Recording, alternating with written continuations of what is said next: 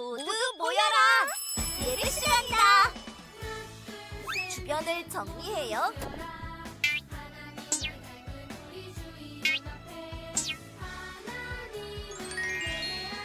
성경책을 준비해요. 헌금을 준비해요. 핸드폰을 꺼요.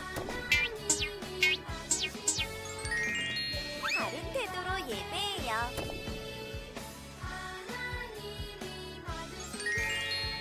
하나님이 기뻐하시는 예배 드려요.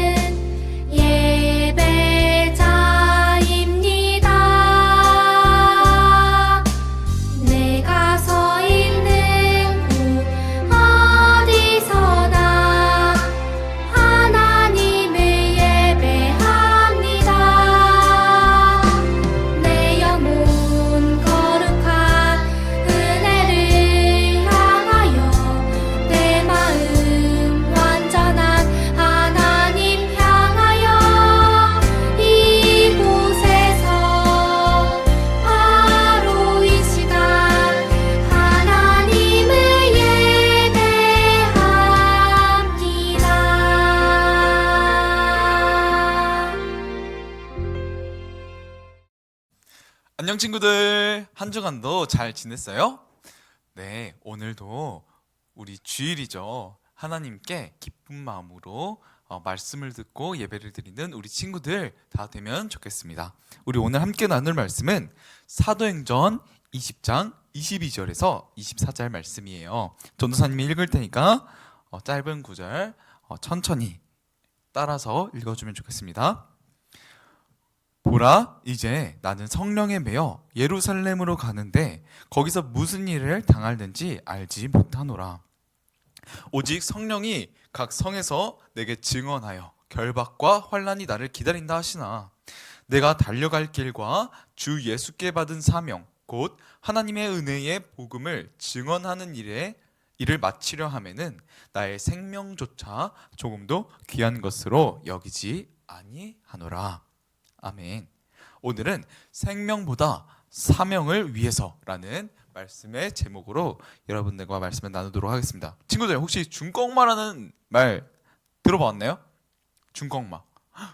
여러분 잘 알 것 같아요. 중꺾마는 중요한 것은 꺾이지 않는 마음의 줄임말로서 포기하지 않는 마음이 중요하다는 것을 나타내는 거죠. 어떤 상황이라도 가장 중요한 것은 그것은 곧 곧은 마음, 꺾이지 않는 마음이라는 의미예요. 이 말은 처음에 우리나라의 한 프로게이머 선수가 큰 경기에서 오늘은 지기는 했지만 저희끼리만 안 무너지면 충분히 이길 수 있어요 라고 말했고, 포기하지 않고 최선을 다해서 결국 그의 말대로 결승전에서 기적적으로 우승을 차지한 데서 나왔어요. 인터뷰 기사에서는 패배 괜찮아, 중요한 것은 꺾이지 않는 마음이라고 실렸어요.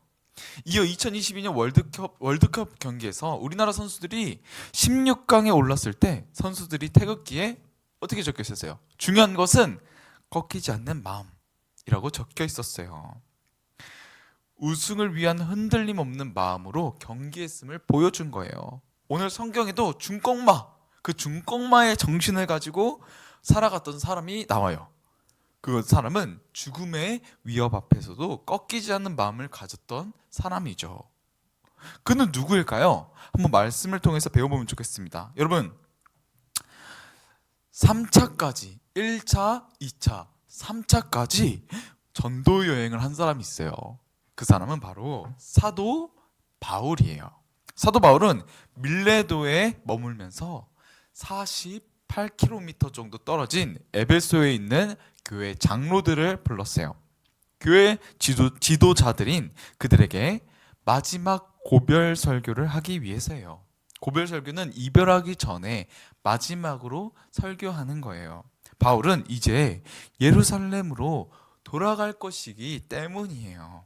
바울은 에베소에서 지금까지 약 3년 동안 자신이 어떻게 사역했는지 말해 주었어요. 그리고 바울이 여러 도시를 다니며 복음을 전할 때 어느 곳에서는 3주도 채 되지 않는 시간 동안 말씀을 전한 것과 비교하면 에베소에서 머문 3년은 아주 긴 시간이었어요. 바울은 에베소에서 복음을 전할 때 겸손과 눈물로 그들을 섬겼어요. 또 바울은 유대인들의 음모로 복음을 제대로 전하지 못하게 방해와 억울한 일과 괴롭힘을 당했어요. 그럼에도 불구하고 바울은 에베소에 사는 모든 사람이 예수님을 믿기를 바랬기 때문에 만나는 사람을 가리지 않고 누구네 집이든 어떤 모임이든 거침없이 하나님 앞에 회개하고 구주 예수님을 믿으라고 전하고 가르쳤어요. 바울이 자기가 했던 사역을 말하는 것은 자기를 자랑하거나 칭찬받으려는 것이 아니었어요. 이제 바울 없이도 교회 장로들이 바울을 본받아 에베소 교회를 잘 섬기도록 하기 위함이었어요. 그럼 바울은 이제 어디로 가서 무엇을 하려는 것일까요? 바울은 이제 밀레도를 떠나서 예루살렘으로 갈 것이라고 했어요. 보라, 이제 나는 성령에 매여 예루살렘으로 가는데, 바울이 예루살렘으로 가는 것은 자신의 계획이 아니었어요. 거부할 수 없는 강력한 성령님의 감동이 있었기 때문이에요. 성령님께서 예루살렘에 가지 않으면 안 되는 그런 마음과 강한 소원이 열망을 주신 것이죠. 그러나 바울은 자신이 예루살렘에 가면 그동안 전도하느라고 수고했다고 위로를 받거나 환영을 받기는커녕 오히려 결박과 환란이 기다리고 있을 것을 바울은 이미 알고 있었어요. 우리 23절을 말씀을 함께 읽어볼까요? 시작. 오직 성령이 각 성에서 내게 증언하여 결박과 환란이 나를 기다린다 하시나. 친구들, 만약 내가 어떤 모임에 가야 되는데 거기에 나를 미워하고 괴롭히려는 사람이 작정하고 기다리고 있다면 여러분 가고 싶을까 안 가고 싶을까요? 전도사님 못 가요. 안 가고 싶을 거예요. 그 누구도 가고 싶어 하지 않을 거예요. 어떤 핑계를 대서라도 그 약속을 취소하거나 그 모임을 아예 안 갔을 거예요. 예루살렘에는 예수님을 전하는 바울을 만나기만 하면 그를 잡아 감옥에 넘기고 죽이려고 작정하는 사람들이 기다리고 있었어요. 이것을 성령님께서 다른 선지자를 통해 알려주셨어요. 그래서 바울이 알게 됐는데, 근데 그 바울이 그런 소식을 들었더라도 어떻게 해요? 바울은 꺾이지 아니하고 예루살렘에 반드시 가겠다고 했어요. 왜? 왜일까요? 무엇을 전하기 위해? 예수님의 복음을 전하기 위해서였어요.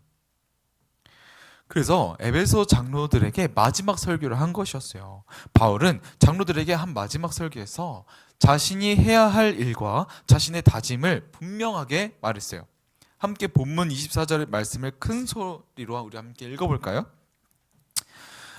유명한 말씀이죠. 나의 달려갈 길과 주 예수께 받은 사명 곧 하나님의 은혜의 복음을 증언하는 일을 마치려 하면은 나의 생명조차 조금도 귀한 것으로 여기지 아니하노라. 아멘. 여러분, 바울의 관심과 목적은 자기를 대적하는 사람들을 피하여 살아남는 것이 아니라 예수님이 주신 그 사명을 완수하는 것이었어요. 사명은 주님이 맡겨주신 책임이에요. 바울이 받은 사명은 무엇일까요?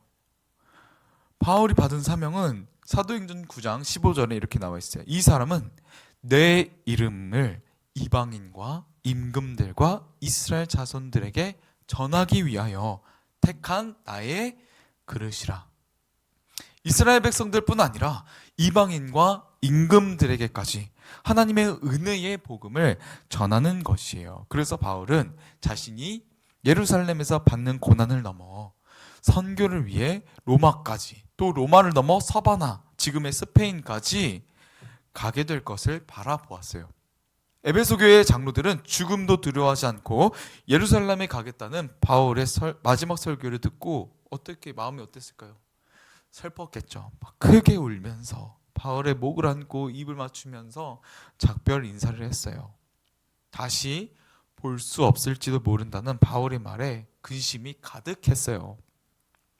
예루살렘을 향해 가는 도중에 또 다른 예수님의 제자들도 바울에게 제발 가지 말라고, 거기 가면 반드시 당신이 사로잡히고 매를 맞고 감옥에 갇히고 결국에는 죽게 될 것이라 제발 가지 말라고 울면서 간청했지만 바울은 어땠을까요?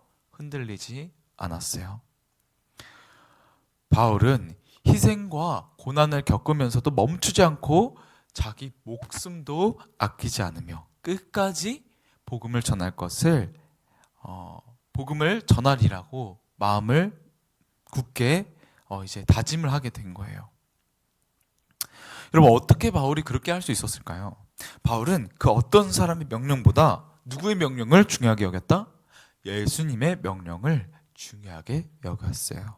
바울은 자신이 받은 구원이 얼마나 큰 선물인지 알았기 때문인데요.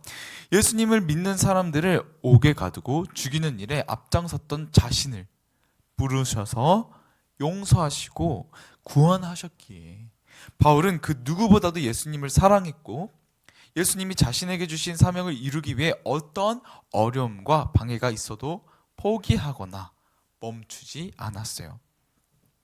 여러분, 구원은 그냥 편하고 쉽게 이루어지는 것이 아니에요. 우리는 예수님의 복음을 듣고 마음으로 믿고 입으로 고백하여 구원받았다고 말하지만 그 구원을 이루기 위해 예수님께서는 십자가 고난이라는 그 죽음이라는 엄청난 희생과 헌신을 하셨어요.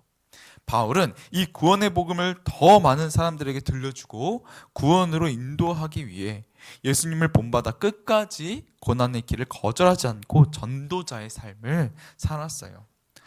복음을 전하는 삶, 영혼을 구원하는 일은 희생과 고난, 그것이 없이는 이루어질 수 없어요. 바울은 끝까지 포기하지 않고 복음을 전하겠다는 마음으로 전진했고, 성령님은 고난의 때마다 바울을 도와주셨어요. 바울의 생명과 안전을 지켜주신 거예요. 결국 바울은 소원했던 대로 로마까지 가서 예수 그리스도의 복음을 전할 수 있었어요. 우리 친구들은 예수님께 어떤 사명을 받았는지 알고 있나요? 예수님께서는 하늘로 승천하시기 전 제자들에게 그리고 우리에게 사명을 주셨어요. 그 사명은 전도사님과 여러분에게 모두에게 해당이 되는 거예요. 마태복음 28장 19절 말씀인데요. 읽어드릴게요. 그러므로 너희는 가서 모든 민족을 제자로 삼아 아버지와 아들과 성령의 이름으로 세례를 베풀고 내가 너희에게 분부한 모든 것을 가르쳐 지키게 하라. 아멘. 우리에게 주신 사명은 바울 사도에게 주신 것과 똑같은 사명이에요. 바로 전도와 선교의 사명이지요. 예수님을 전하여 지옥에 갈 사람들을 구원해 하나님의 자녀가 되게 하는 것, 이것을 위해 하나님 나라 백성인 우리는 바울처럼 포기하지 않고 끝까지 충성하고 헌신하는 복음의 일꾼이 되어야 돼요. 지금도 여러분 바울처럼 세계 여러 나라에서 복음을 전하시는 선교사님들이 계세요. 복음을 전하는데 큰 어려움 없는 나라도 있지만 이슬람 국가나 중국, 우리의 동포 북한처럼 예수님을 공개적으로 전하다가는 쫓겨나거나 감옥에 갇히거나 죽을 수도 있는 위험한 나라들도 수도 없이 많아요. 하지만 그런 나라에 선교사님들이 있을까요? 없을까요? 있어요. 그런 나라에도 선교사님들이 들어가셔서 예수님을 전하고 있다는 거예요. 지금은 우리 친구들이 외국으로 나가서 당장 선교할 수 없지만 선교사님들이 복음을 잘 전하고 위험 속에서 안전할 수 있도록 기도하는 것, 그것도 전도의 사명을 받은 우리가 선교에 동참하는 일이에요. 그 중에서도 북한 전도는 우리가 포기하지 말고 끝까지 감당해야 될 사명이에요. 북한의 지하 교회에는 생명을 걸고 숨어서 예수님을 믿는 성도들이 있어요. 우리와 한 핏줄 한 민족인 북한 사람들에게 자유롭게 예수님의 복음을 전하고 그 땅에도 교회가 세워지고 하나님을 높이며 진정으로 예배드릴 수 있는 그 날이 오도록 우리는 기도해야 돼요. 그리고 복음을 심는 일을 감당하는 한국 교회, 그 교회가 바로 우리가 되어야 돼요. 예수님은 땅끝까지 이르러 내 증인이 되라 라고 말씀하셨어요. 우리나라와 거리상으로 가장 가까운 나라가 북한이지만 실제로 제일 들어가기 어려운 가장 먼 나라가 바로 북한이에요. 하나님 나라가 북한에도 이루어지기 위해서 우리 중요한 것은 꺾이지 않는 마음. 마치 바울이 자신의 죽음을 무릅쓰고 로마에 가서 하나님의 복음을 나라를 전했던 것처럼 우리도 끝까지 그 꺾이지 않는 마음으로 복음 전도의 사명을 감당하는 친구들이 되면 좋겠습니다. 네, 전도사님이 기도하고 설교를 마치도록 하겠습니다. 하나님 아버지, 우리에게 구원이라는 값진 선물을 주시고 예수님의 복음을 전하는 전도의 사명을 주셔서 감사합니다. 하나님 아버지, 우리에게 고난이 있더라도 우리가 무너지지 아니하고 꺾이지 아니하고 하나님의 구원에 감사하는 마음으로 굳센 마음을 품고 끝까지 하나님께서 우리에게 맡겨주신 그 전도와 선교의 사명을 잘 감당할 수 있는 우리 친구들 다 될 수 있도록 주님께서 인도하여 주시고 우리의 약한 마음을 성령님께서 강하게 하시고 이끌어 주시옵소서. 살아계신 예수님의 이름으로 기도드립니다. 아멘. 네, 오늘의 예배를 마치며 주기도문으로 신앙 고백으로 예배를 마치도록 하겠습니다.